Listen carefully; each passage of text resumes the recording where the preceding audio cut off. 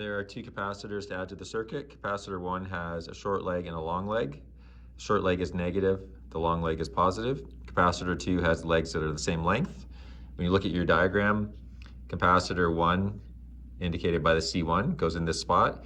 The curve symbol connecting to that nail is for the short leg. There's also a negative symbol right there. The straight symbol is for the long leg, or the positive one.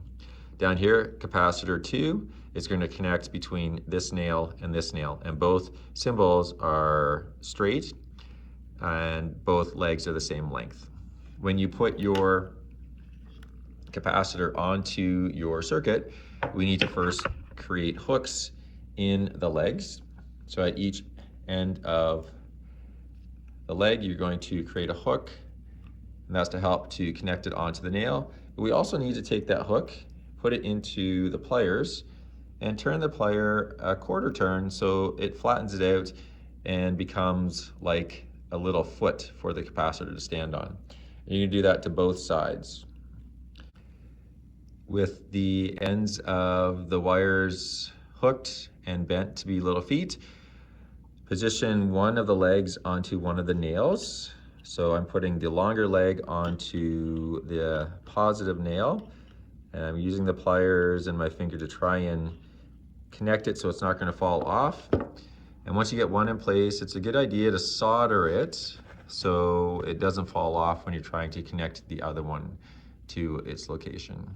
And I can see that there is no blue line here. So the blue line's on the negative side, and the negative side goes to the other nail. So this is the correct location.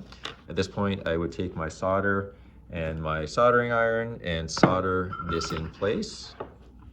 Remember, get your iron slightly wet with a little bit of solder, and then you're going to use that wet spot to heat up the nail and the wire, and I'm going to add some solder into it. Take the iron away and let it dry and harden.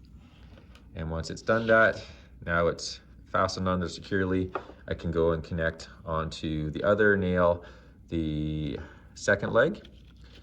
And then I'll also go through and with the capacitor 2, which in this particular one is blue, but sometimes they change colors, I'm going to connect it onto these two nails here. You can see that I've got the second capacitor in place, and I'm just going through now to solder it. Every component needs to be soldered onto the circuit.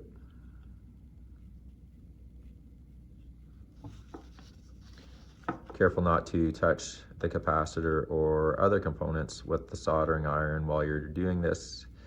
It could damage the component and not allow it to work properly.